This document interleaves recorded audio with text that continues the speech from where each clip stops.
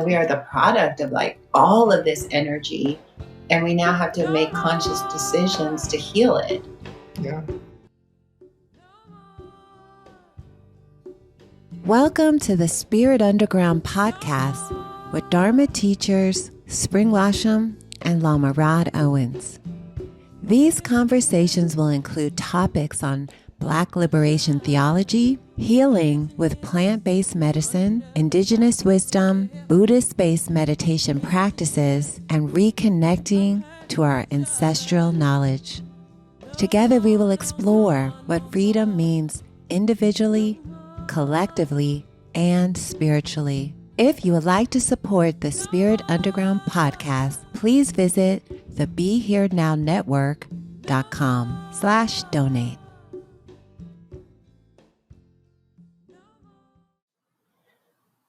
So, hello, everybody. Welcome back to the Spirit Underground podcast with myself, Spring Washam, and Lama Rod Owens. And yay! I'm excited to talk to you today, brother, about a big, powerful topic that many people are exploring right now. Ancestors, ancestor world. And I'm excited to talk to you because both of us talk about this so much. And maybe we'll just start with just describing a little bit more when we talk about ancestor work and collaborating with our ancestors. What are we talking about here? Yeah. Well, for me, I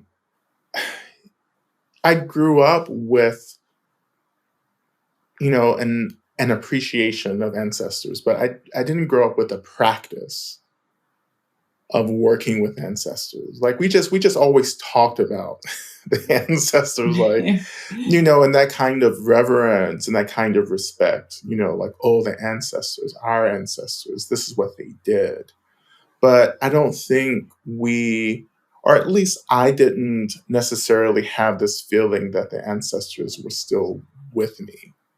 They felt like an experience from the past. Right. But still respected and revered and so forth and taken seriously,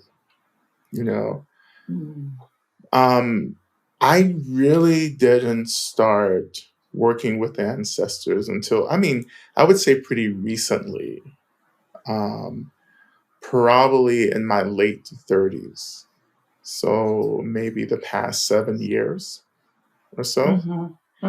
And I was really influenced by friends who were practicing, African Caribbean traditions and paths, right? And they would actually link to my ancestors to pass messages to me. Right. Like mediumship in a way. Yeah. And so I would get texts from friends who were like, oh, I was in practice this morning and some of your ancestors came and wanted me to pass this message on to you. And that kept happening.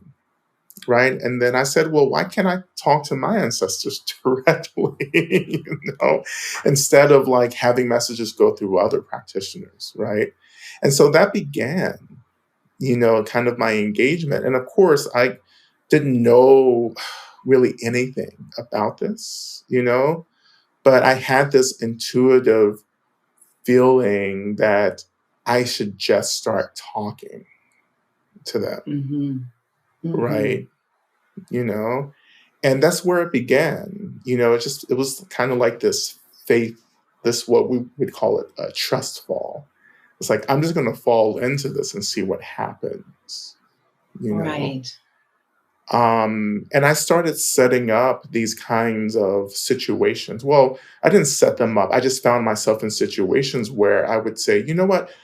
I think I'm going to rely on the ancestors to help me manage this situation I found myself in right now. And that's really what began to build, this practice. And then over time, you just learn how to listen, but as to, what the ancestors are, these, for me, over these years, I think I've moved really quickly, right? To a point where I really know who my ancestors are. I can speak really clearly and directly with them. I feel them, with me. I can name some of them. I can link, to their consciousness, and get, messages and insights into their lives, Um, I can feel them moving with me. I can feel them helping me make decisions. I can feel them removing obstacles. I can feel them opening up paths for me to move through. And I can also feel when they disagree with me, when they don't, when Right, that's they a whole don't nother want. level. It's Yeah. a whole level, but ancestors aren't deities. They're not these awakened beings. They're people whom we have descended from, maybe physically, biologically, but it's ancestry is more than just like familial bloodlines. It's also spiritual, lineages. It's also about communities that we identify with, that become our ancestors, right? Right, right.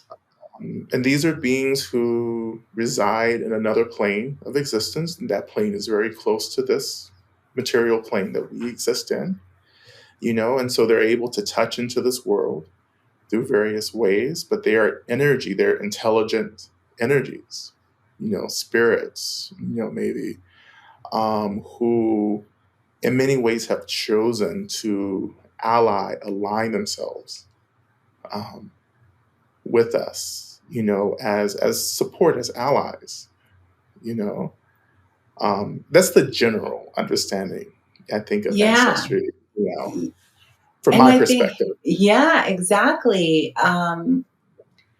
One of the things that I think is interesting is that when we grow up in the Western culture, we're not taught that we're part of a living lineage, right? Yeah. It's like you're the individual, you show up alone. You might know who your grandmother was or your grandfather if you're lucky, but we're talking about great, great, great, great, great grandfathers and great, great grandmothers, right? This is like Absolutely. our lineage is so profound and long. And I Yeah. think I was thinking about how much passion there is in the wider culture right now. Everybody's doing their DNA. Everybody wants to know where they're from. This is part Exactly. of it. Who are my people? Where do my people live? Yeah. Where did they die? Yeah. Right? And who were they? I think this is part of the ancestor world trying to connect more to us and us trying to connect to them by knowing who they are. Like you say, you started your practice with, I'm going to just start talking to them, right? We like open a communication line, but I think people are discovering that through their DNA. Wow, my people are from Nigeria. Oh, okay. Right. Yeah. We start going, oh, let me talk to them in this way, or let me know them. We become familiar. We start to familiarize ourselves with who these people were and what kind of lives did they lead? What were their practices? Where did they come from? Were they oppressed? Were they, liberated? And we start to just get a better understanding that there's something important here in this investigation. Exactly. Yeah. I mean, when did you start really taking the practice of ancestor work seriously? Well, I think, just as you and I have been talking about for years, this world of working with plant medicine, it opens these gates up to the spirit world. It opens a portal. I mean, this portal is open all the time, but we don't see it. So as I would do ceremony work, I would open up more to just the spirit world. And over the last couple of years in particular, while working with Harriet Tubman and my writing process with my new book, this world became much more alive, because I think this is an important point, because I always felt like my grandparents, there was a lot of negativity and suffering and oppression. So in some way we cut ourselves off from the lineage. I'm not connected to those people. My grandfather was a demon, so we closed the door. And I think I had done that. But now when I started doing this deeper work in ceremony, I saw, no, you got to go farther out. We go way back. Mhm. And I started to feel this connection there to the ancestor world and learning more, just growing in experience and being a spiritual practitioner and being shamanic and Yeah. in ritual and ceremony, opening these portals Mhm. of communication. Yeah.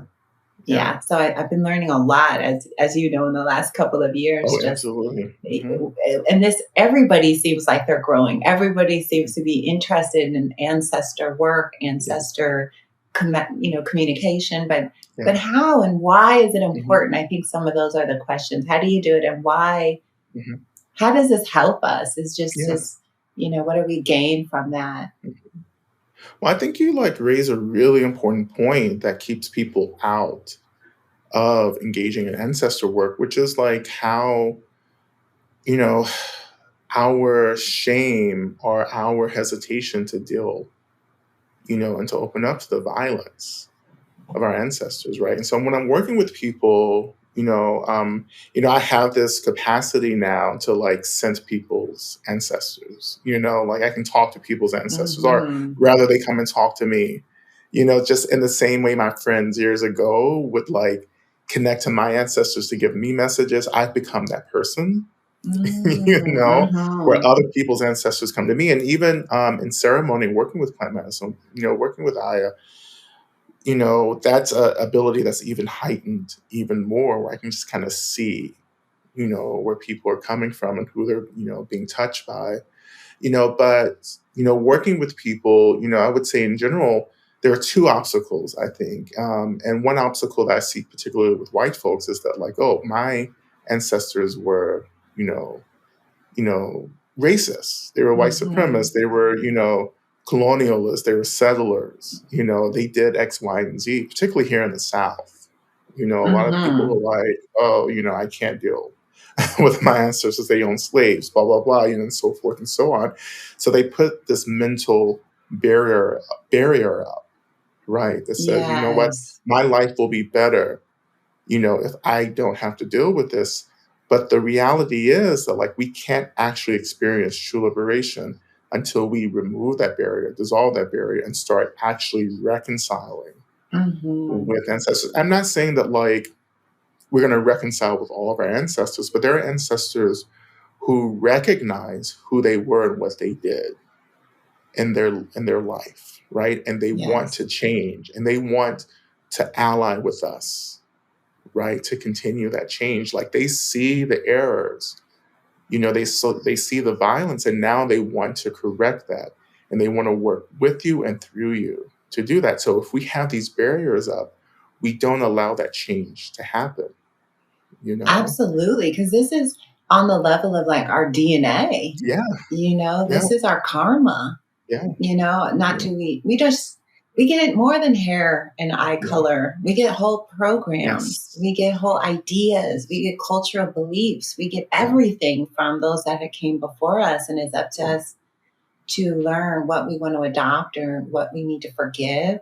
yeah, So I think this is a big thing. That obstacle that you were talking about is that it feels like for us to move forward, like what you were saying, is that we have to do some work on behalf of yeah, our family tree, yeah, right? We yeah, are this new generation mhm, has to heal what has happened and yeah, make right what was wrong. mhm, We have to make things right. And that is some of the work that we don't always understand yeah, that we have to yeah, do. We just think it's just my problem. I'm the one yeah, that has this hang up or yeah, depression or pattern or force of destructive habit in my yeah, life. We don't always realize, hey, this is also my mother's pattern, my yes, grandmother's pattern, my yeah, great grand. Where we understand it, but we don't know always what to do with it. That we exactly, are the product of like all of this energy, and we now have to make conscious decisions to heal it.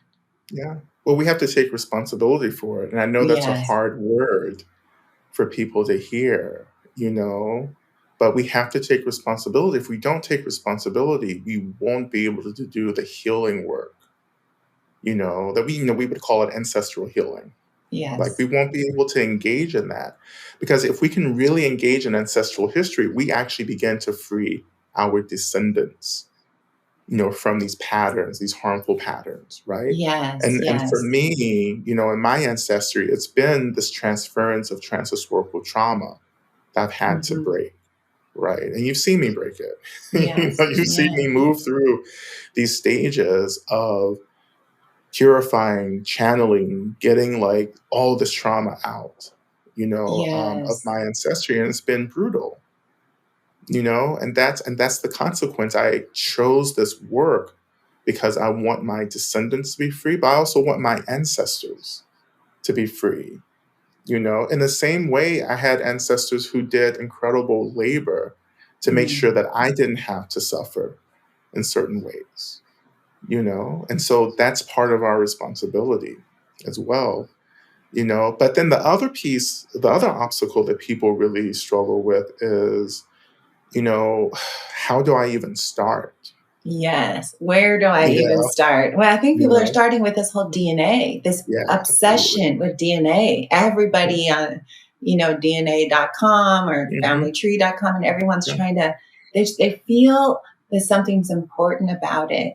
So when people ask me, what do you think? Because I always tell them it's important for us to know where our people were from, where Yeah. it was their land, because that's when we talk about ancestors, there's something very connected to the land. Yes. Where were our Yeah. people at for hundreds of years? Where do they live? Mhm. If they're in the South, if they're multiple generations, there's a connection there to them.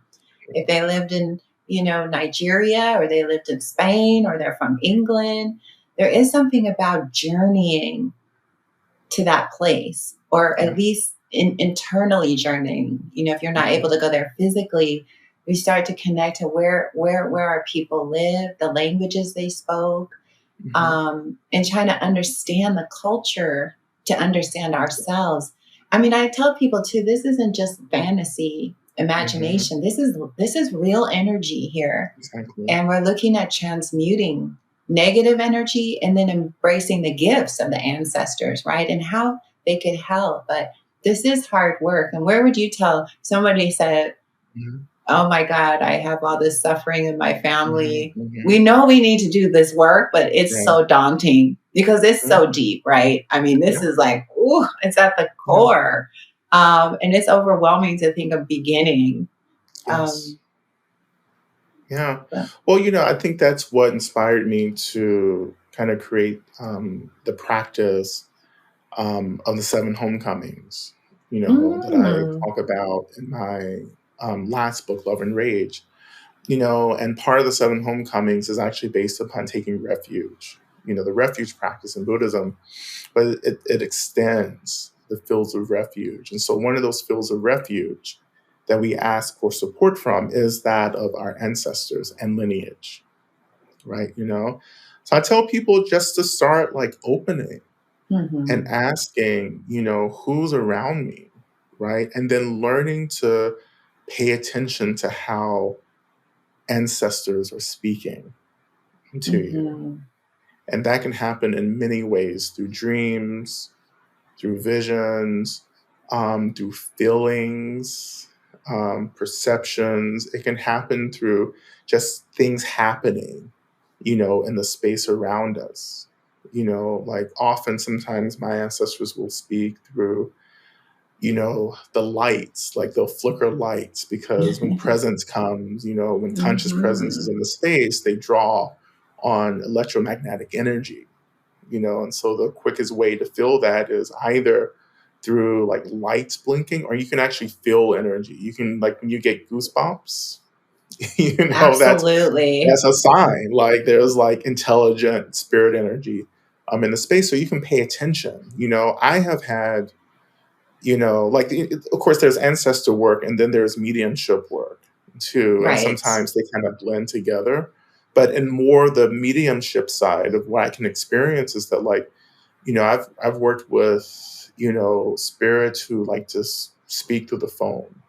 Like my phone will just start picking up messages. It's and Random and you text see, messages. yeah, like, or I'll be typing something and all of a sudden, like, they can possess my hands. Well, it's just consensual. So like I can sometimes consent, or Yes. sometimes I consent rather. to like them possessing my hand so they can type out a message to me. And that's another way I can allow Yes. the ancestors to work, with me. But, the easiest way is just to work with a medium as well. Like the quick Right. way is just to sit with someone who has that intuition and those abilities. My first experience with ancestors came when I was like 20 or 21. I sat with a medium. I went to see a medium, not specifically to see a medium, but I went to a magic store and a crystal store, and it happened to be a medium, in residence, at that store. So I Right. set up a session, and then she was like, your grandfather is with you. My grandfather, James Moses Holliday, he was a minister, because I come from a line of ministers.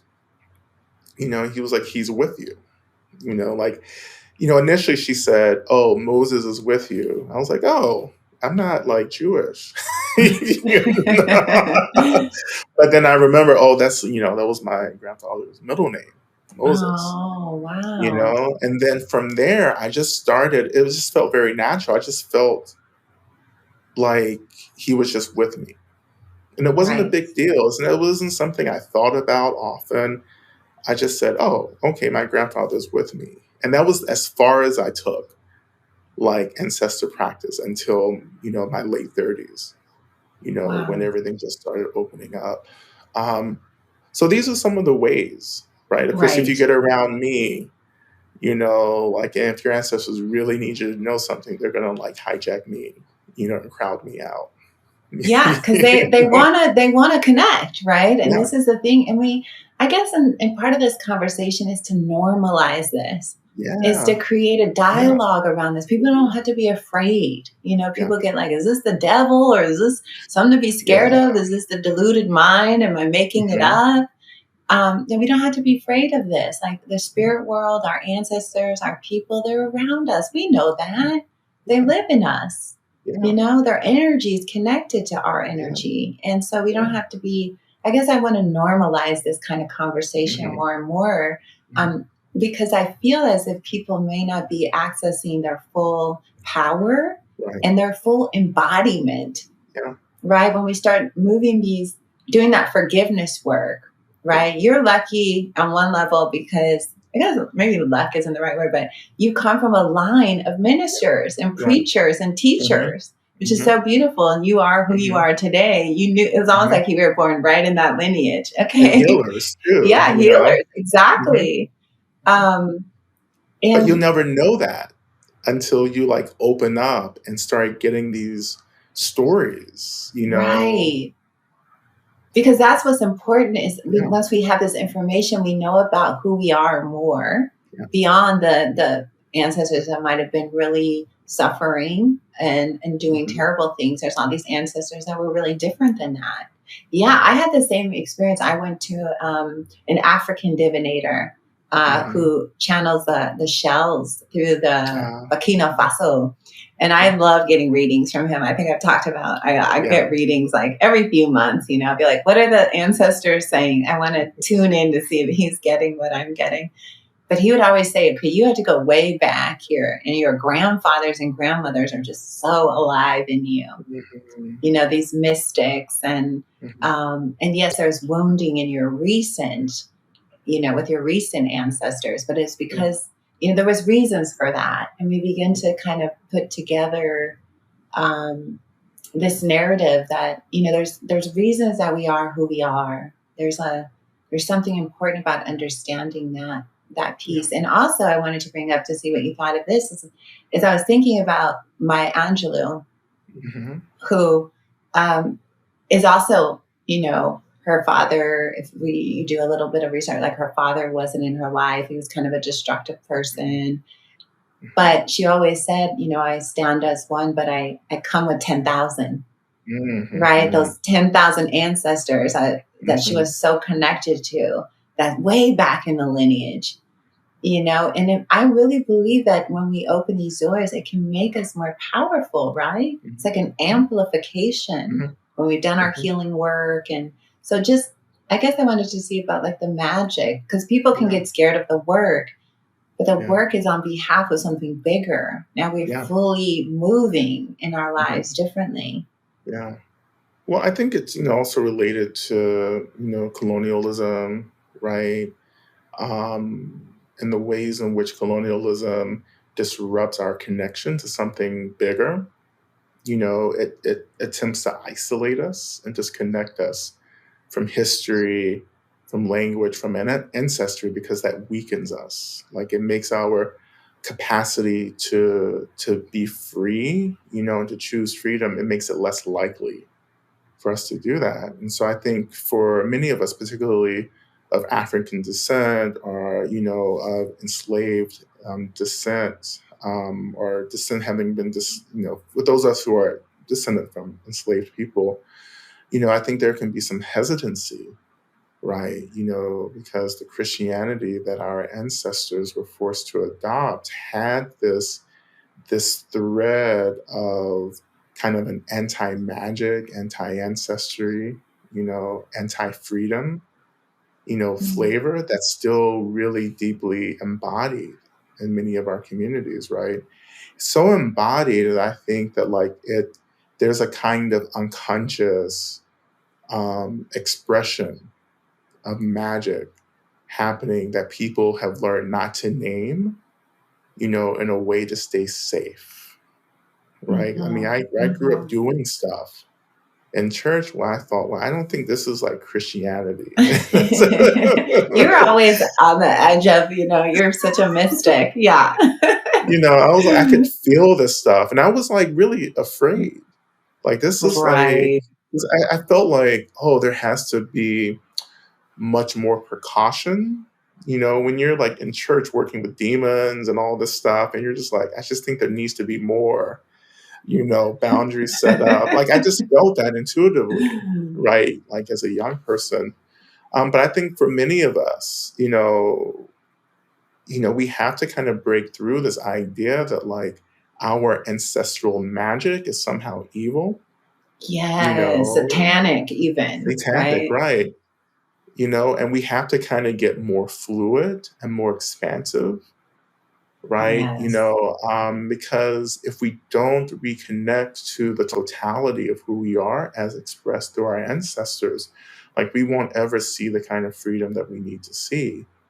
And I see Absolutely. a lot of Black folks like organizing and doing this incredible work in community, but it's a partial, fragmented kind of work because it doesn't take into account the ways in which the unseen world, and particularly our ancestors, are trying to collaborate with us. And again, our ancestors aren't necessarily enlightened, but they have a bigger view.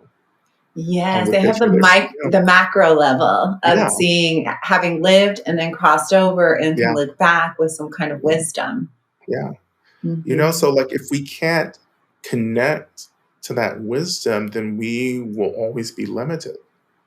Exactly. Yeah. And also, Rod, I was thinking about this idea of like, part of the brutality of the colonization process is to sever you from your people, your language, your culture, and to break that ancestral line.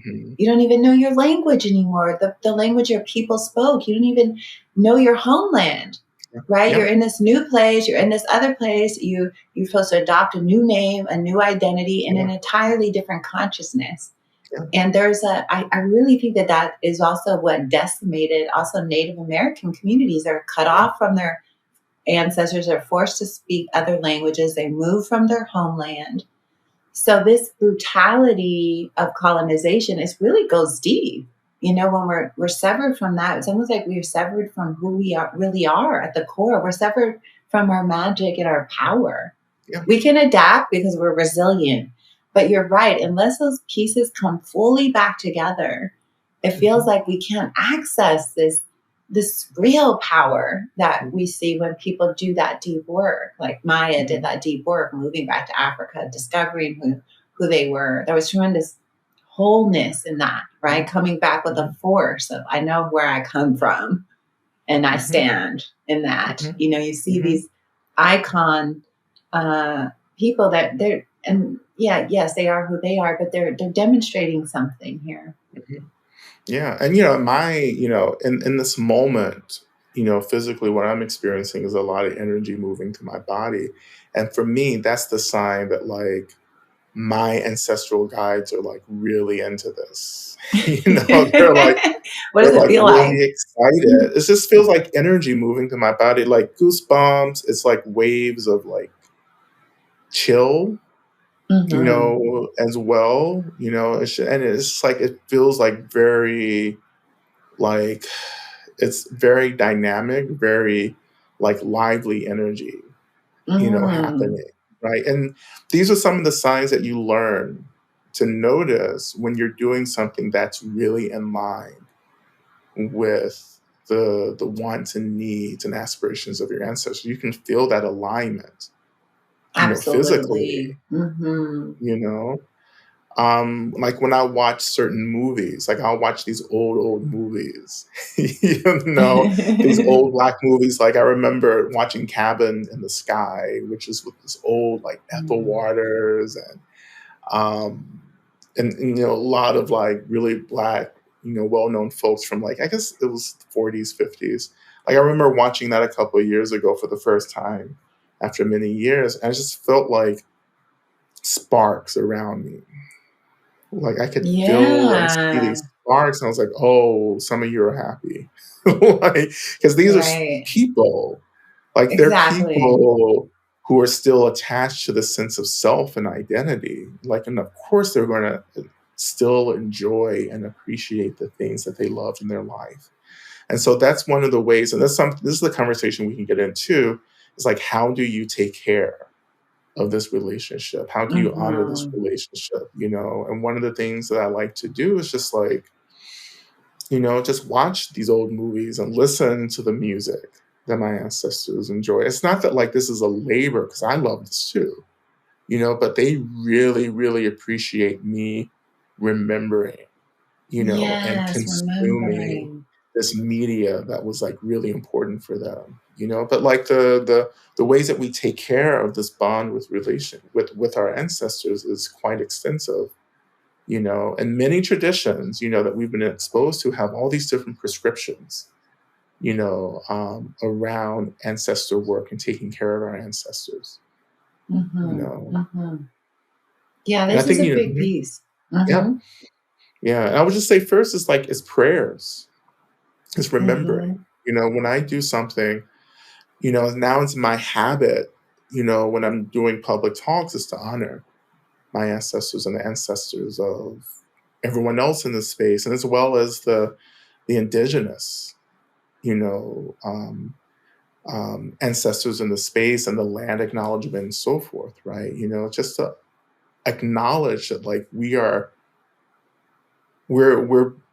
we're being held right now by a lot of beings, and we just want to recognize that, and that's a really important practice, Yes, that and we have to. people are doing that more now when they're Yeah, saying where they're from. They're honoring yeah, the tribe, the people that lived hmm, there. hmm, I'm on this land, I'm on that land. It's a way that we, even that is a powerful movement. People saying, not the city, the modern city. It's not yeah, Oakland. It's, right, it's this, we name the tribes that have lived here in the communities, and that feels really important too. So people are hmm, moving into understanding this unseen world is still very hmm, much here hmm, and honoring. Yeah. What else do you do to do be remembering? And that's the key, to remember who these people are, not to be afraid.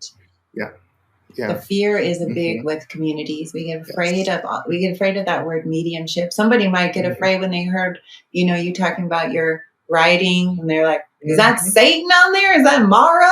Who's hmm, possessed? And we have to be like, we can choose, everybody. We can yeah. choose. And we're Um, not necessarily powerless. Like we have a lot of agency to set boundaries. Like I have a dear friend who has this boundary with her ancestors where she's like, you can't come to me and like when I'm awake in the world. Like you just can't appear to me. But yeah. you can come to me in dreams, which is Mm, a different space for mhm. her to hold. So you can set those boundaries. Like, I can say, you know what, I am not going to be channeling or speaking to anyone Right. You in can set certain time. boundaries. Or like when I go to sleep, sometimes I'm like, I can feel presence in the space. I'm like, okay, everyone move. Everyone go somewhere else, I need a rest right now. I'm not going to be Yeah. entertaining you in my sleep body Yeah. dream state. Yeah. And it's okay.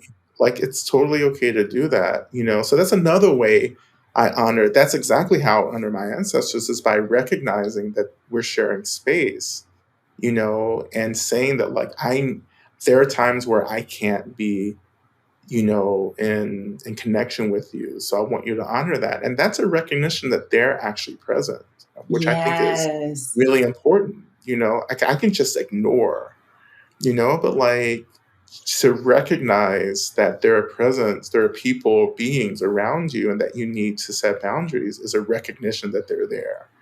And that Yes. actually is quite healing and liberating. Yes.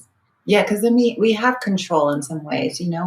we have boundaries, and just like we would with any human being, that we're like, we're ready for you to go home now. Okay, thank you. Right? It's the same type. It's just in it's a light body, it's a different energy. But also, music is a way I started to really connect. And I know you had such a big lever. There's like incredible gospel music. That's how I began to really connect, not only to Harriet Tubman, but all these historical figures that are, we could say our great ancestors. Yeah.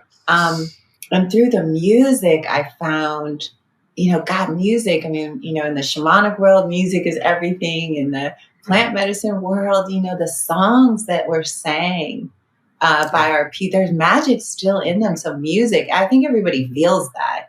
We listen to old music, we listen to the songs of our people, and we immediately, there's a connection there.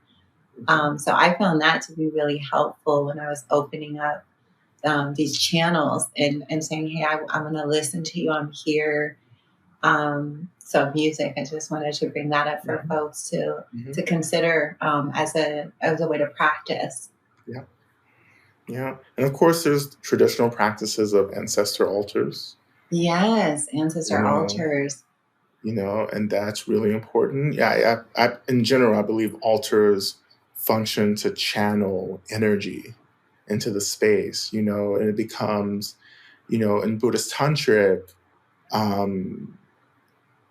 lineage, altars become the home of the energies of the deities that you want to have in your space, right? So the altar, the ancestor altar, becomes a way not only that we honor our ancestors, but we provide a home, a touch point. Yeah, they land there, they communicate there, they eat there, right? Exactly. They touch those objects that we offer, right? Yeah. And then you can offer, that's where you offer food and water, and I think when I'm doing in periods of offering, doing that kind of offering, I just think about, okay, what do they love? Yeah. So I offer like, pound cake and pies and, fried chicken and sweet potatoes and everything, Yeah. and I'm, and this isn't something I do every day, or even often, but I go through periods where it's like, okay, I'm offering, to you.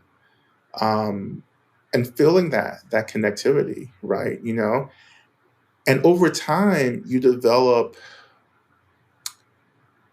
an advanced kind of magic where you can start really channeling the energy of ancestors. Of course, this is consensual, so it's not like you're taking, but you've developed a relationship where you can start merging your energy to get things done.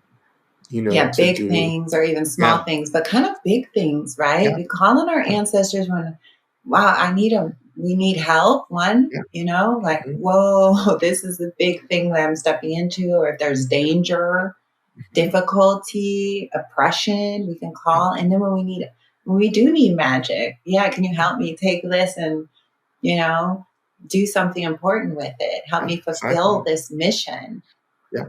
Yeah.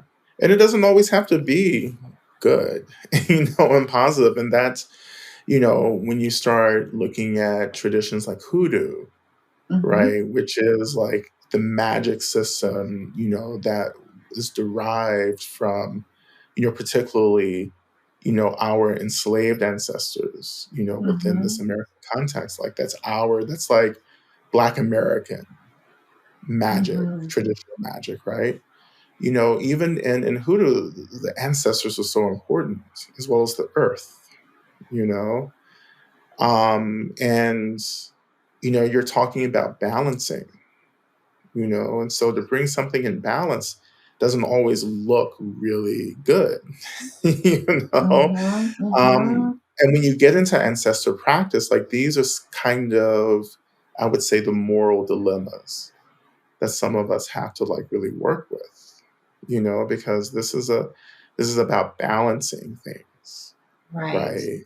And if someone is harming you, then you work with the ancestors to disrupt that harm. But maybe disrupting that harm, maybe something harmful has to happen to the person who's sending that harm to you to begin with, right? So you enter into this complexity, like we've been talking, mostly about this really like great and wonderful, at least I think like this is like this great and wonderful and simple way of relating to the ancestors. But then you cross a line over time where you're getting into this space where you're really, sometimes you can be really challenged. One of the challenging things besides, some of the things I just mentioned, another challenging thing is that like, how do you work with ancestors who actually want to hurt you?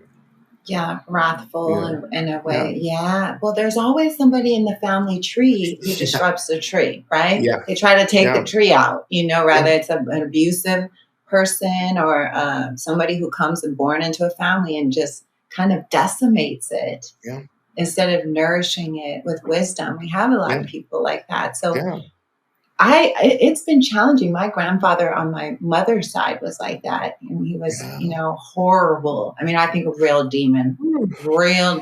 I mean, whenever I felt into him, it was like, we're taking care of him. He's in this kind of world where he's like, and I think that's something we could talk about is also cutting the cords, energetic cords. It's kind of like we have these roots of a tree.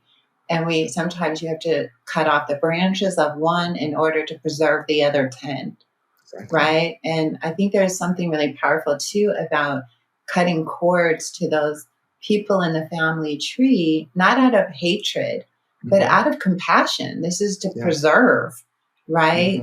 And we do have to do that work of cord cutting. I know I've had to do that a lot with different people in the family tree, and to do it with a sense of forgiveness. But there are people that, they do want to hurt them because of their confusion.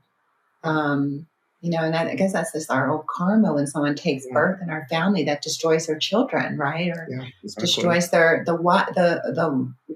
own wife, the mother of their children, we do have that. And it's important to work with that.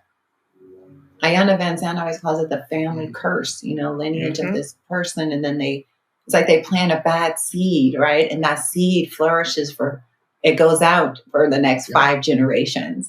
It's that powerful.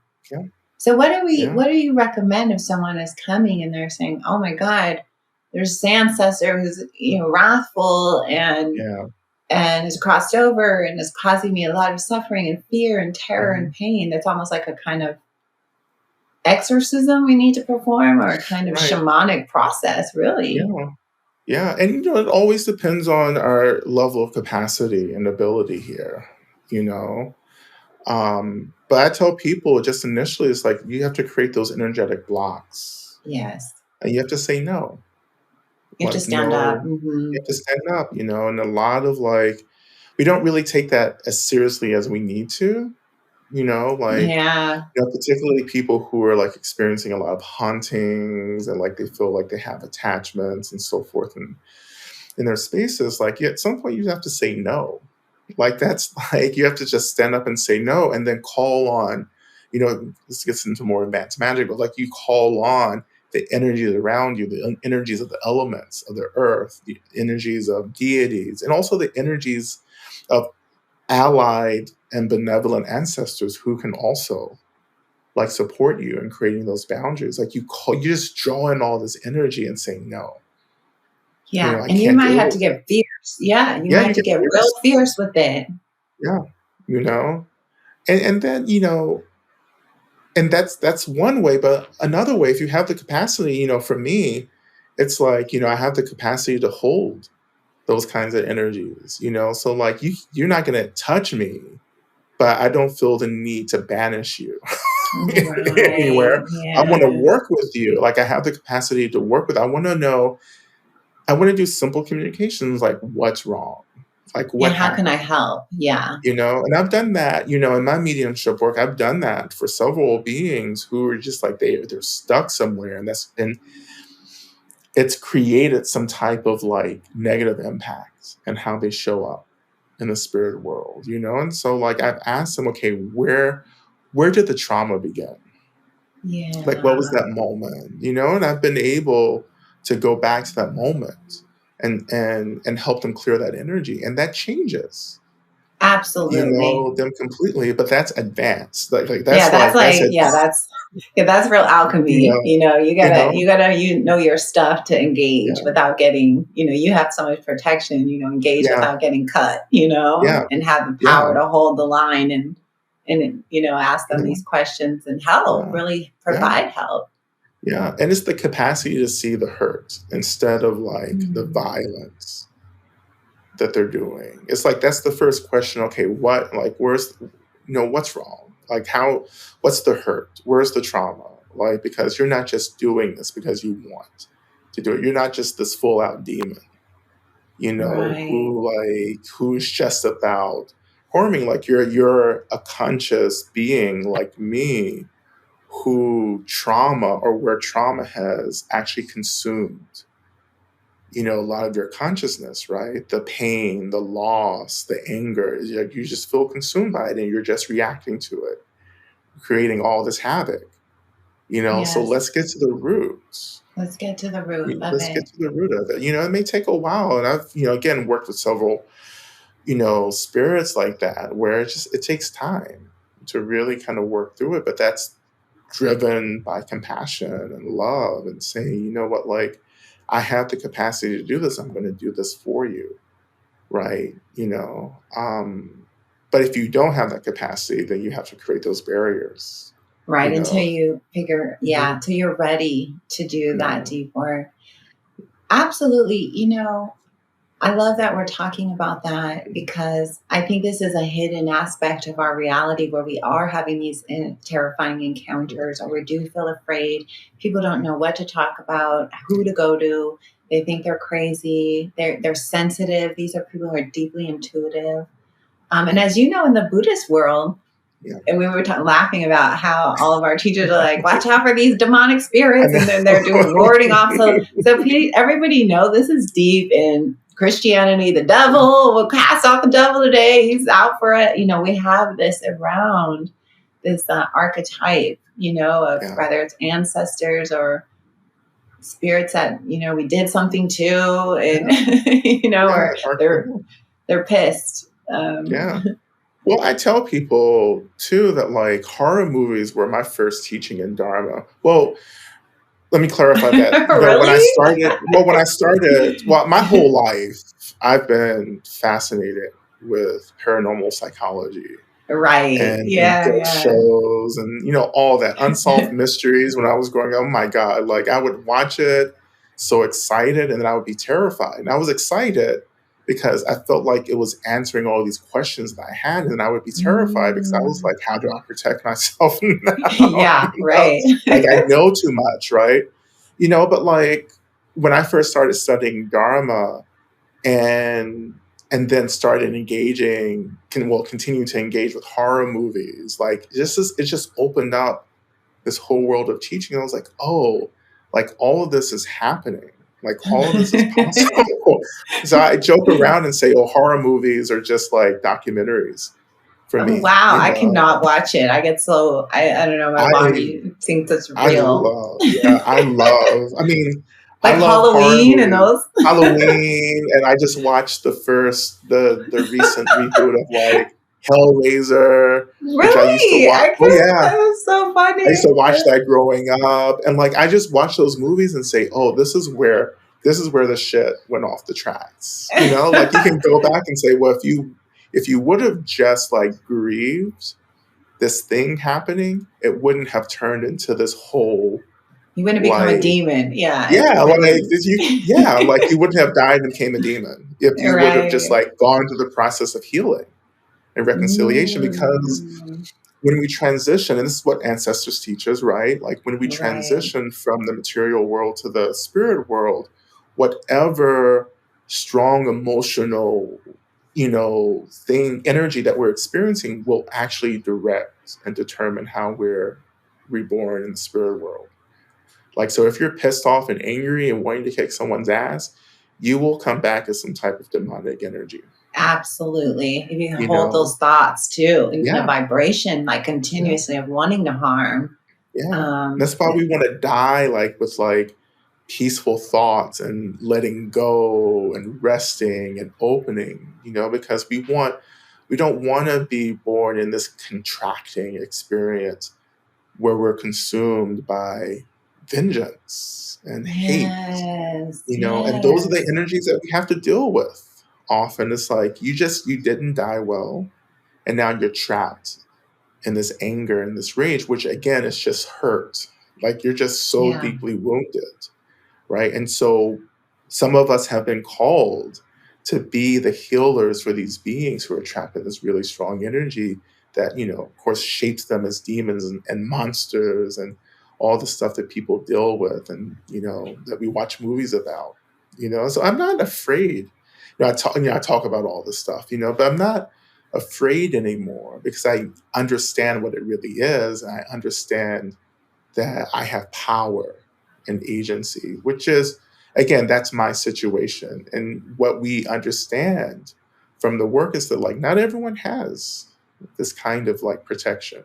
No, that's so true. And you are pretty fearless with these big spirits. Like, I admire you for that you're willing to do the work of negotiating with demons it's like a therapist, like, come on, let's stop.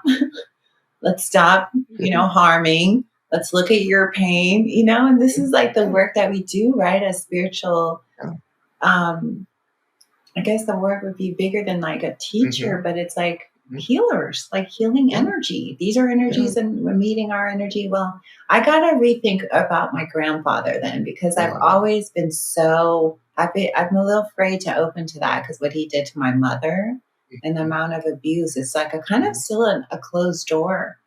And you're giving me some inspiration to maybe to try at the level I am now, with the heart that I have now and the protection that I have now, that maybe I can open this door and try to sort some things out. I want to tell you this story too, as we get to the more of the ending of our podcast on this topic. But I want to tell you this story about, and I think it's relevant, but it's a story about my grandmother, because I'm doing this work on behalf of my ancestors right now, especially her. My grandmother's name is Arlene, and she died before I was born when my mother was 16. She killed herself. And that created a huge trauma in my mother, obviously. And it affected the rest of her life because, it's one of those moments where your mom says, "Good night, darling. Good night, Mom." You wake up, the police. Is this your mom outside in the car? She's dead. And it was just like a trauma in my mother's system that was passed on. I felt so deeply. But Arlene has always come to me in ceremonies and been begging for forgiveness. So what happened was my mother and my aunt buried their mother in Los Angeles. And out of anger, they did not put a tombstone. They said, "You don't even deserve to be acknowledged because you died." Arlene is not happy about this because she said, "I tried. I had problems. I tried. I loved my daughters. I did everything to protect them. I tried, but her time she needed to do that. That was the end of her soul contract." So Arlene has been coming so much to me in the last year. And so I told my mother and my aunt, we need to go back. We need to find that tombstone and we need to put her name on it. And we need to say, "You are forgiven." And so this has initiated a huge forgiveness process in my mother and my aunt right now, because within the next couple of months, we're getting a stone carver set up. They're finding the plot. You can't leave your mother in an unmarked site because of rage. Doesn't work in the ancestor world. So I feel like it's created a lot of havoc in my energy, and actually my mother's too. This rage against the mother. Yeah. So I'm doing that work, and I wanted to share that with you because I love Arlene, even though I never have met her, but the energy is someone deeply saddened by what happened and who loves her children and loves me. So I said, Arlene, we will do this. And then Arlene said, I will be at peace with this and I can move on once I existed. I lived and I had 2 daughters and I tried. That needs to be acknowledged so I can go on. So also we do this so they can be freed up. Yeah. I just wanted to share that story of what's happening real time with me, Yeah, thank you so much for sharing that, and that's work that we're doing. It's like part of what we agree to when we do ancestral work is that we start collaborating. And so there are things our ancestors are doing for us, and there are things that we agree to do on behalf of our ancestors. And sometimes they're very worldly things. It's like, I didn't get a chance to do something. Will you please do it? Right. Like my great grandmother Joy, who's one of the heads of my ancestral lineage, very powerful. She was like, I left all of my glassware to your mother. I need her to clean it. Oh yeah, you were telling me about this one. It was so practical. And I was like, of course my mother will definitely hear this podcast. And so instead of like telling her, I just went home and cleaned it. And then my mom was like, why are you cleaning, your great grandmother's glassware? And I was like, oh, I just felt like cleaning it. But my great grandmother, she just beamed right in and was like, I really want this done. You need to tell your mama to do this. Like, I like that glassware. She needs to take care of it. But yeah, so those are the things that we agree to. Definitely there are things that like I have said no to. There are things where I've been like, nope, like I can't do that. And that's okay to set that, But just like a last thing, then this is definitely echoing, your sharing, Spring, where it's like there are ancestors who need to be at peace, and they can't be at peace until some really significant thing happens, right? And I just want to say this. I know, like this seems to be very common, but I think people are living on lands, are in homes where there's a lot of activity, there's a lot of like spirit energy, a lot of chaos, a lot of like earthbound beings who are really stuck here. And one of the things that we do, we figure out these kind of spiritual ceremonies that help them move or release, from the world.